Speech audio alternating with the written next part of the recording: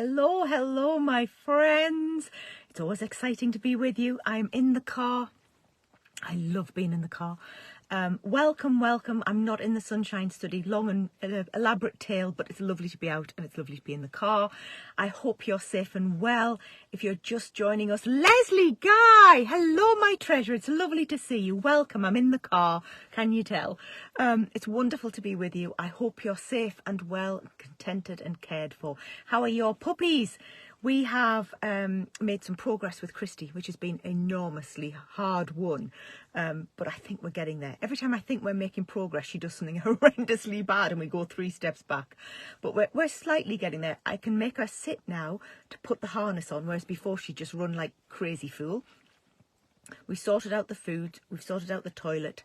And we're working on the whole other dog thing because she's nervous of them still. But I have something to tell you today, which is a roundabout story, which was a bit of an accidental blessing. So I'll talk to you more about that later. So if you're just joining us, please say hello. It's always lovely to have you. I love our Fridays together. I'm Dr. Rebecca, the Life Joy Coach and author, and I help brave people transform their burnout into balance and find their blessings. So hopefully with my books and one-to-one coaching, we can find a more joyous, more hopeful, and a deeper courage and a deeper wisdom. And ultimately, joyous lives need courage underneath them to be maintained. So always remember that. So it's lovely to be with you. If you're not on my email newsletter, please join it. You can sign up anywhere on my website, which is drrebecca.org.uk. You get a free sunflower audit with it, so you can look at the different areas of your life in the petals, and it will help you keep going. And there's lots of other freebies. There's like half price book, and there's something every day for 3 or 4 days.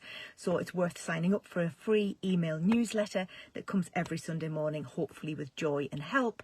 And I do these Facebook Lives every Friday. So it's lovely to be with you. If you're just joining us, please say hello. I've been thinking about what to say. I've proper paper ready.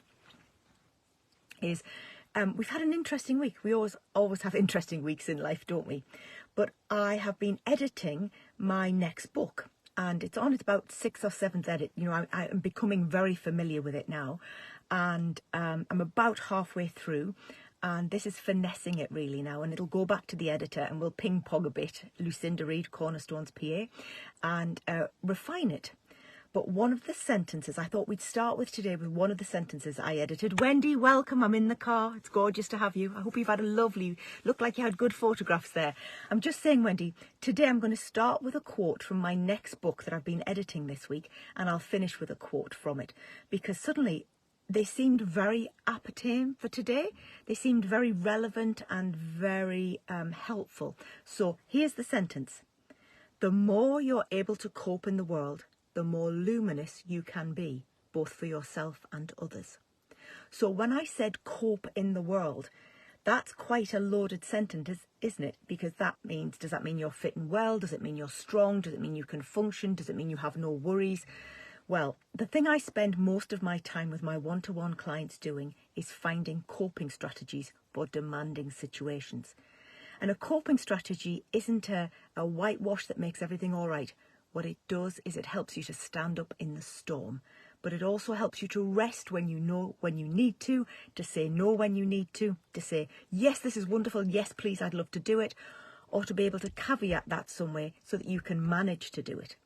But also it's much more profound. I really live a life of coping strategies, and that it's every hour of almost every day. And illness has determined that of me. And it was either sync with it or try them. So I have, hundreds on so many layers that are so embedded in my life now that they're very natural. They don't feel like a restriction. What they feel like is a liberation. It's like an energy budget. But here's the thing. They're also imposed because I had a long time with very poorly parents, and my dad still struggles all the time. So here are some things about coping strategies that I hope will help you cope with the life that you have at the moment. Now I'm going to give you an example. Julie, it's lovely to have you, my darling. I keep leaning forward so I can see it a bit better. Give my love to everybody. I'm talking about coping strategies, Julie. And here's the sentence that I've edited from my next book that we're going to start with. It's, the more you're able to cope in the world, the more luminous you can be, both to yourself and others. And luminous means strong, It means courageous, it means wise, it means determined, and it means measured and sensible too, in my mind. So something happened this week which felt like both a triumph but not a triumph for me. And sometimes I notice several things are happening because obviously we have our lovely group and a lot of social media.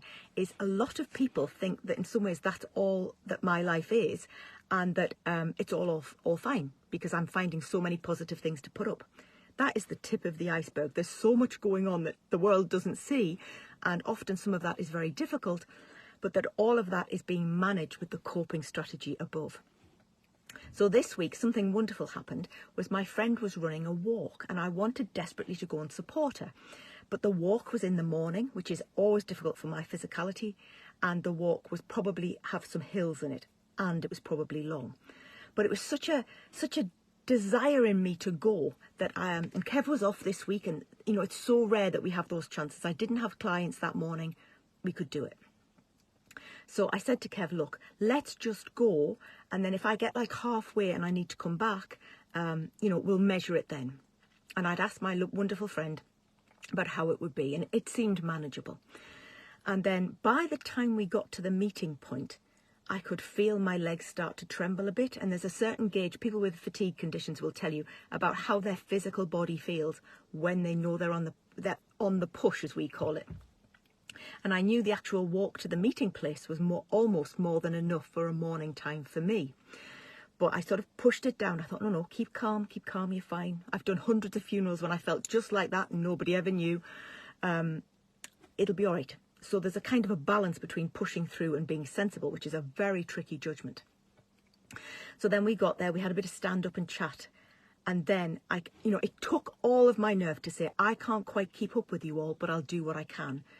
So that in itself was a coping strategy. It wasn't huge. It was just an honest sentence saying that, you're all mega fit. I am not. I'm much better than I was. But, I still have to be careful. Because if I'm not careful, the payback is enormous. And this isn't a thing that I can train my way out of. I've tried for 30 years. So it took all my nerve to say that. And I saw a couple of people's faces look at me like, well, you look perfectly fit and well. And I thought, yes, thank God. And then I thought, no, I'm going to have to say this. And I was just careful. I said I have to manage my energy carefully. And walking in the morning is quite a demand. But, I'll try to do what I can. So I sort of caveated everything. Anyway, so then, sorry, something went a bit wrong. We started and it was wonderful. And we were able to stroll along and have a chat. And then I could feel myself getting weaker and weaker as that, those first few 100 yards had gone. And I knew that the hill that I'd already done and the amount that I'd done to get there, I was up to here. I was going to be in trouble otherwise. And there was a big part of me that thought, oh, I just want to be part of this. I want to be with my friends. I want to be normal. Going for a walk, essentially up a small hill, was what I used to run up when I was 15. It's so who I am. And it's so what I can't do. Jill Shaw, it's lovely to have you. We're talking about coping strategies. I hope this will help.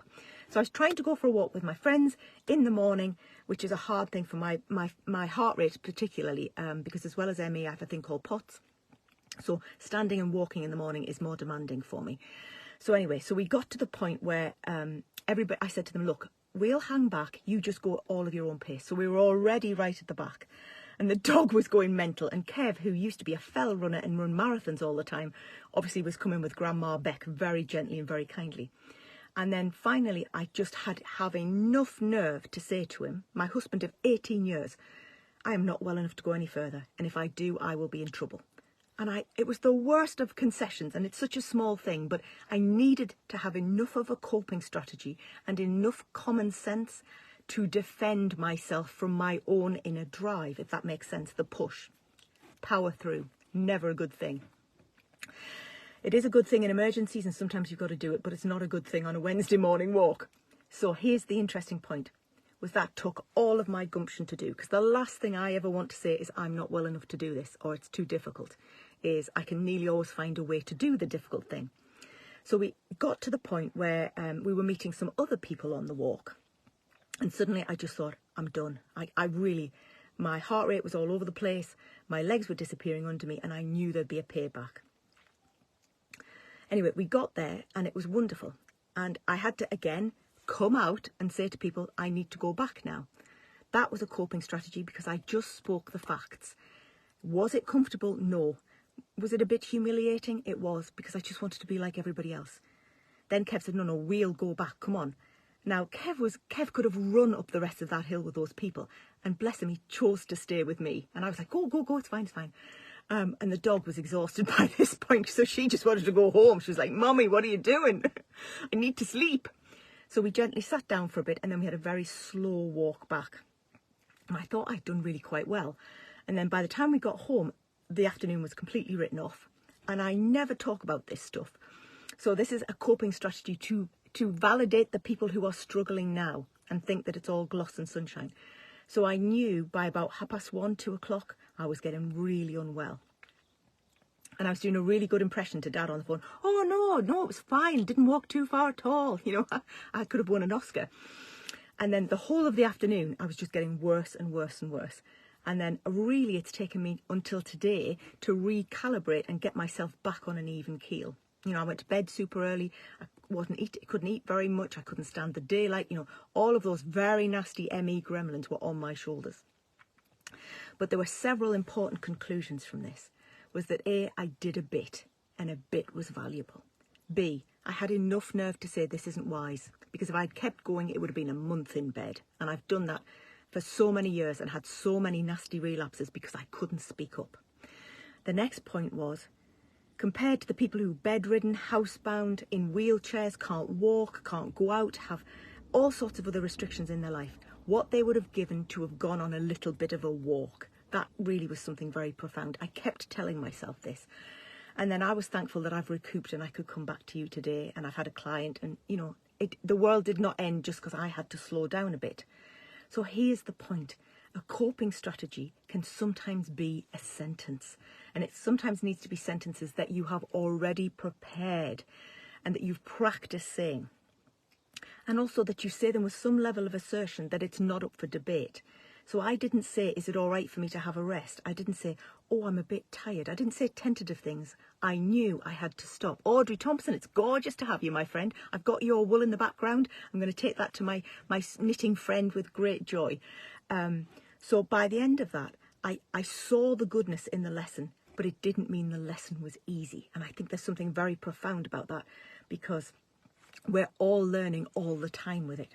But here's another sentence.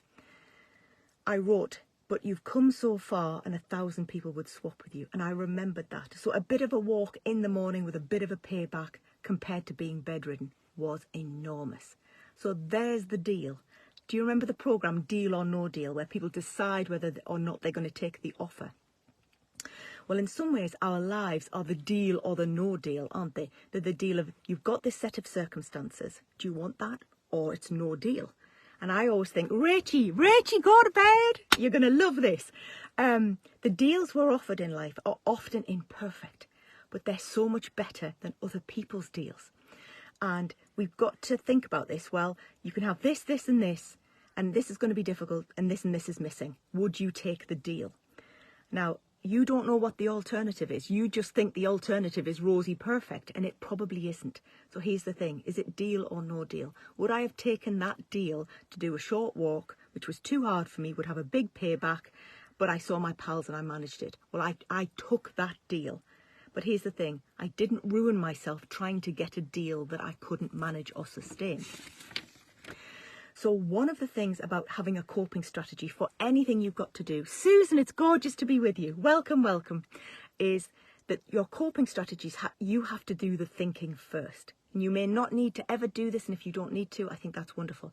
But if you're managing energy, and everybody in some respects has to manage energy, it's done with wisdom, then it's done with a bit of fortitude. So sometimes you need to think about the sentences you need ready. And the funny thing is, somebody on that walk said, oh, I have to be back by 12. And I remember thinking, if I do that walk, I'll be back by 12 the next day. It's so far. But, you know, they could sprint and they had to be back. And nobody negotiated that with them. They had to be back. That was fine. It was the way it was said. It was said politely but firmly, and it was non-negotiable. And that was the deal they were offering. They had to be back by 12. I just had to be back because my legs gave in. So here's the thing. Sometimes you have to summon it up to speak up for yourself or speak out for somebody else. And discerning the difference is difficult, but sometimes it really helps to know. And if you've been brought up beautifully in a faith, in good manners, in putting other people before yourself, in loving your neighbour before yourself always, you're not even on the equation, is that it's often very difficult for women, especially midlife women, who are looking after one generation and the elder generation sometimes, and trying to go to work and try and be all things to all people, is that it's very difficult to speak not only for yourself, but up for yourself. So there will be moments when you have to absolutely pull yourself by the absolute bootstraps and say, come on, my treasure, I must protect myself. Because if I don't, A, nobody else can, and B, the consequences will be dreadful, or could be dreadful.